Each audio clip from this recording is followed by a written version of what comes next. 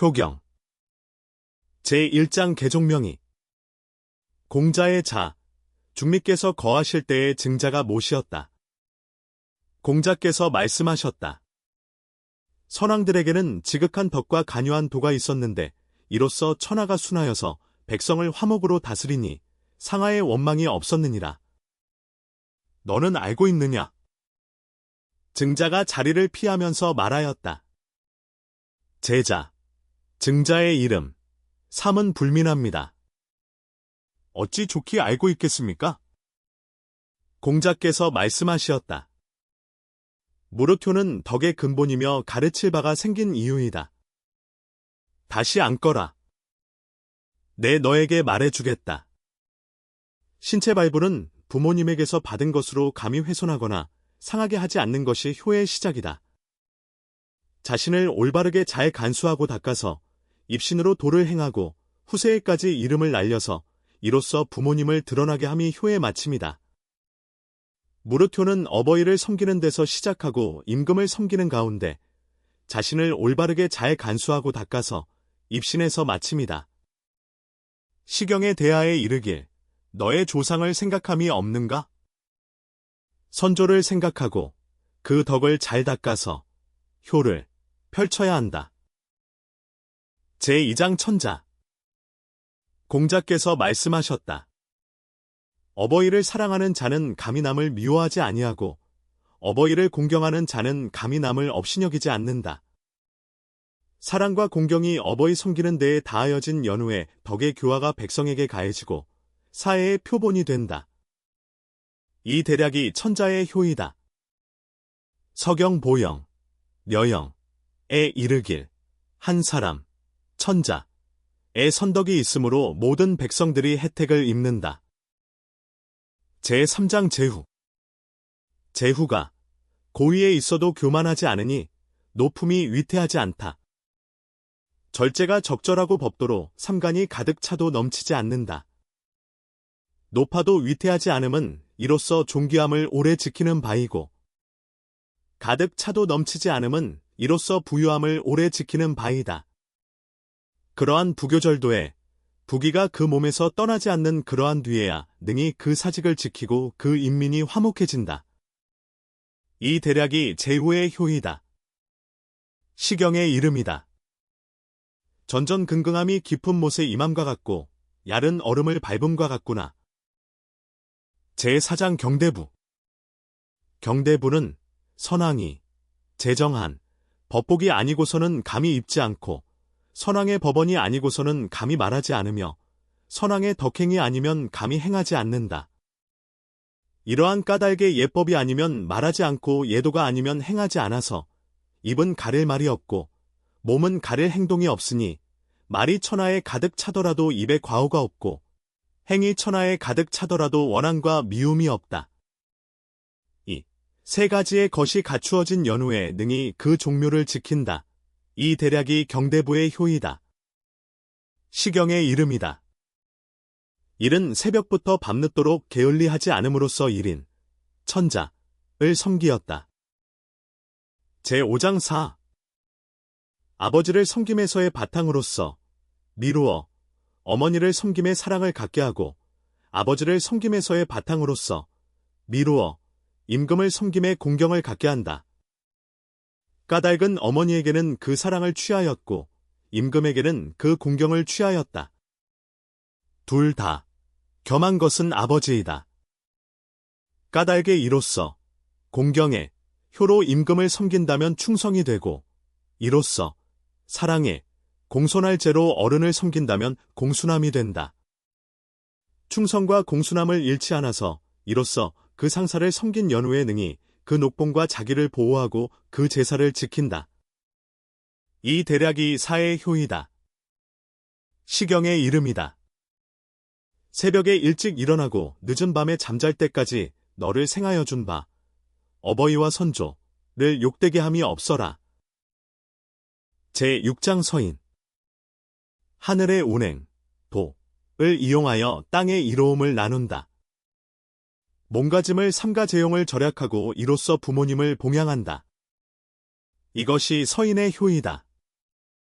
까닭의 천자로부터 서인에 이르기까지 그 효는 어디서 시작한다거나 마친다거나 함이 없으니 통용되니 신분 때문에 미치지 못함을 근심할 것이 있지 아니하다. 제7장 3제 증자가 말하였다. 심대합니다. 효의 대단함이여. 공자께서 말씀하셨다.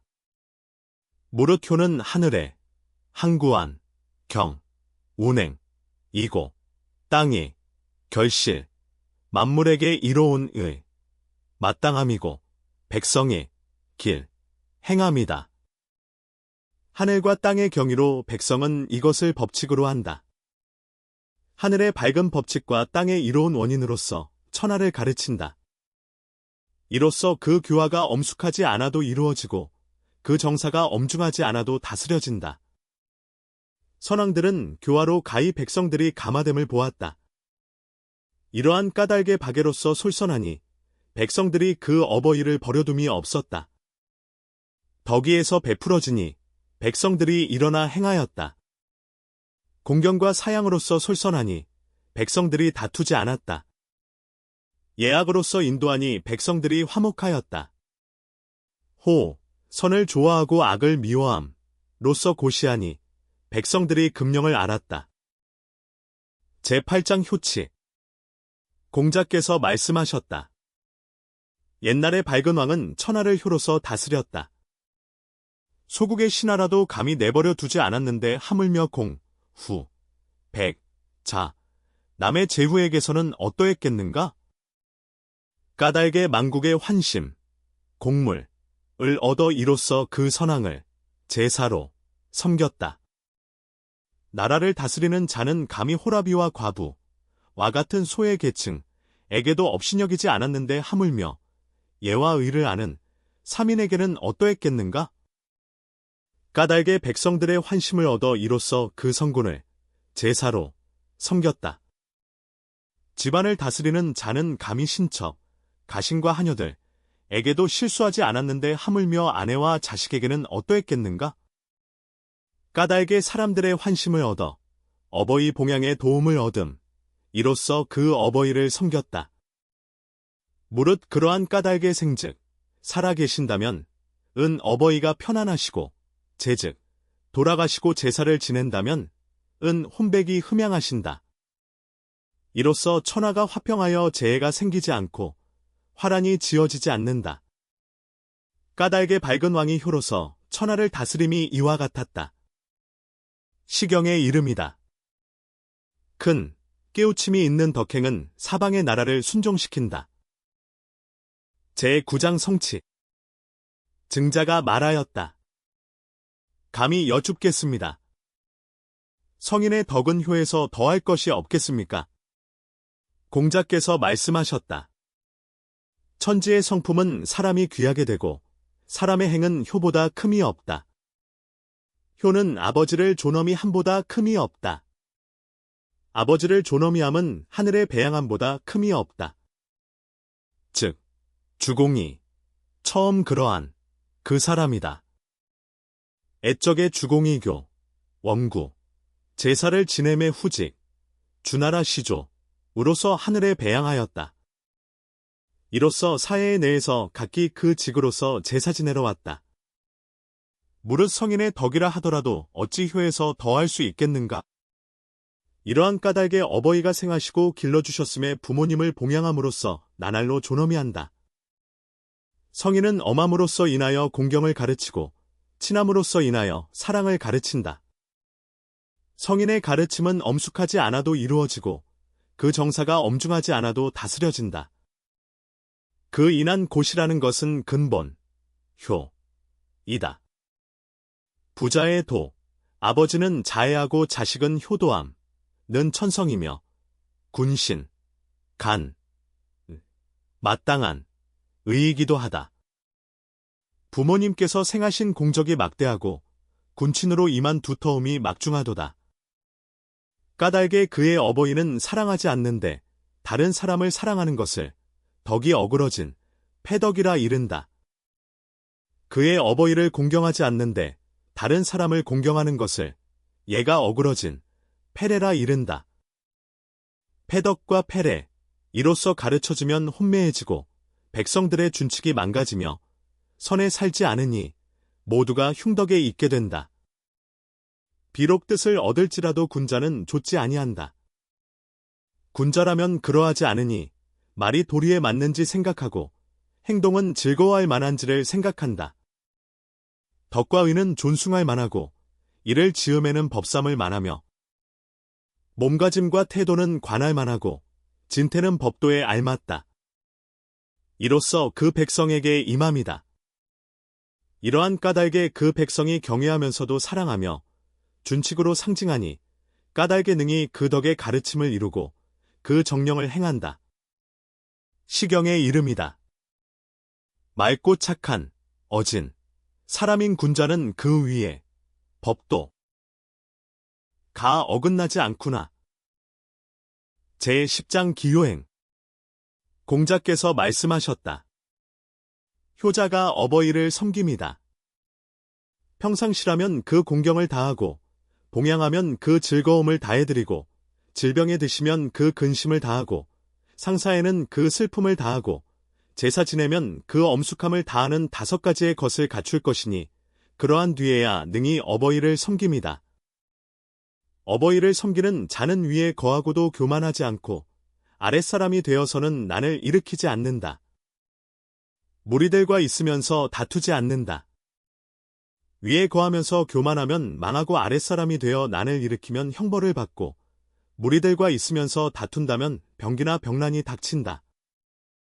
이 3가지의 것을 제거하지 않는다면 비록 날마다 3가지의 가축을 써서 봉양하더라도 오히려 효가 아니게 된다. 제11장 오영. 공자께서 말씀하셨다.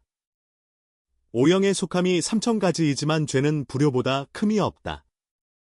임금에게 강요로 하는 것은 위를, 업신여김으로 망침이고 성인이 아니한 것은 법을 망침이며 효가 아니한 것은 어버이를 망침이다. 이것이 대란의 길이다. 제12장 광효도. 공자께서 말씀하셨다. 백성들에게 어버이의 사랑을 가르침은 효만큼 선함이 없고 백성들에게 예의 순함을 가르침은 제9의 공손함, 공손할 제만큼 선함이 없다. 풍속을 옮기고 관습을 바꾸매는 음악보다 좋은 게 없다. 위를 편안하게 해드리면서 백성을 다스림은 예보다 좋은 게 없다. 예라는 것은 공경뿐일 것이다. 까닭에 그 아버지를 공경하면 자녀들이 기뻐하고 그 형을 공경하면 아우들이 기뻐하며 그 임금을 공경하면 신하들이 기뻐하니 한 사람을 공경함으로 천만의 사람이 기뻐한다. 공경할 바의 대상은 적더라도 기뻐하는 자는 많으니 이것을 요도라고 이름이다. 제13장 광지덕. 공자께서 말씀하셨다. 군자의 효로서 가르침은 집에 이르러서 날마다 봐주는 게 아니다. 효로서 가르침은 천하의 사람들의 아버지 된 자들을 공경하는 것인 바이다. 제9의 공손함, 로서 가르침은 천하의 사람들의 형이 된 자들을 공경하는 것인 바이다. 신으로서 가르침은 천하의 사람들의 임금된 자들을 공경하는 것인 바이다. 시경의 이름이다. 정성스럽고 공손한, 밝고 자상한 군자는 만백성의 부모로다. 지극한 덕이 아니고서야 그 누가 능히 이와 같이 그 위대한 자로서 백성들을 가르치겠는가? 제14장 광양명. 공자께서 말씀하셨다. 군자는 어버이를 효성으로 섬기는 까닭에 임금에게 옮겨서는 충성할 수 있고 아우에 공손히 형을 섬기는 까닭에 어른에게 옮겨서는 공순할 수 있고 거하여 집을 다스리는 까닭의 관부에 옮겨서는 치세할 수 있다. 이 때문에 행실이 안에서 이루어져서 명성이 후세에까지 세워지는 것이다. 제15장 간쟁. 증자가 말하였다. 자애와 공경, 어버이를 편안히 해드리고 이름을 날리는 것과 같음은 제자, 삼이 명하심을 알아 들었습니다만 감히 여쭙겠습니다. 자식이 아버지의 명을 조춤을 효라 이름이 가하겠습니까? 공자가 말씀하셨다. 사마 이것이 무슨 말이더냐? 이것이 무슨 말이더냐? 말이 통하지 않았구나. 옛적에는 천자에게 간쟁하는 신하 7사람이 있으면 비록 무도하더라도 그 천하를 잃지 않았고, 제후에게 간쟁하는 신하 5사람이 있으면 비록 무도하더라도 그 나라를 잃지 않았으며, 대부에게 간쟁하는 신하 3사람이 있으면 비록 무도하더라도 그 집안을 잃지 않았고, 사에게 간쟁하는 벗이 있으면 일신의 좋은 명예에서 떠나지지 않았으며, 아버지에게 간쟁하는 자식이 있으면 일신이 불의에 빠지지 않았다. 까닭에 마땅히 불의하다면 자식은 아버지에게 간쟁하지 않아서는 안 되고, 신하는 임금에게 간쟁하지 않아서는 안 된다. 까닭에 마땅히 불의하다면 간쟁하여야 하니 아버지의 명만조차 또 편안히 효로 삼음을 얻겠는가? 제16장 감흥. 공자께서 말씀하셨다. 옛적의 밝은 왕은 효성으로 아버지를 섬겼기 때문에 하늘을 밝게 섬겼고, 효성으로 어머니를 섬겼기 때문에 땅을 살펴 섬겼다. 장유의 질서에 순하였기 때문에 상하가 다스려졌으니 천지를 밝게 잘 살펴서 신명이 드러났던 것이다. 까닭에 비록 천자라 하더라도 반드시 높은 대상이 있으니 제부가 있다는 말이고, 반드시 먼저 양보할 대상이 있으니 재형이 있다는 말이다. 종묘의 공경을 다함은 어버이를 잊지 아니함이고, 몸을 수양하고 언행을 삼가는 것은 선조를 욕되이 함을 두려워함이다. 종묘의 공경을 다하면 귀신의 감흥이 나타날 것이니 효제의 지극함이 신명에 통하여 사해에까지 밝아져서 통하지 않는 곳이 없습니다. 시경의 이름이다. 서쪽으로부터 동쪽으로부터 남쪽으로부터 북쪽으로부터 모두 와서 복종하지 않는 생각이 없구나. 마음에서부터 모두가 따랐다. 제17장 사군. 공자께서 말씀하셨다. 군자의 윗사람을 섬김은 나아감의 충성을 다함을 생각하고, 물러남에는 잘못을 보완해 줌을 생각한다. 그 아름다움에는 받들어서 순종하고, 그 나쁨은 바로잡아 구원한다. 까닭의 윗사람과 아랫사람이 능히 서로 친하다. 시경의 이름이다. 애틋한 마음일 것이다. 멀리서 이르지는 못하지만 사랑에 마음을 가운데 품었으니 어찌 하루도 있겠는가. 제18장 상친. 공자께서 말씀하셨다. 효자의 어버이 상은 곡에 의지하지 않는다. 슬픔으로 곡하지만 곡소리에 의지해 지나친 소리를 내지 않는다. 용모는 흐트러져 망가짐이 오히려 예의고, 말은 물식하지 않으며, 아름다운 옷도 편안치 않고, 음악을 들어도 즐겁지 않으며, 맛있는 감지의 음식도 달지 않으니 이것이 애위의 정이다. 3일째에는 먹도록 가르침은 백성들이 죽은 사람 때문에 생명을 손상시킴이 없도록 함이고, 수척함으로 성명이 멸하지 않도록 함이다. 이것이 성인의 정도, 정치이다. 상기가 3년을 지나지 않음은 백성들에게 끝이 있음을 보임이다.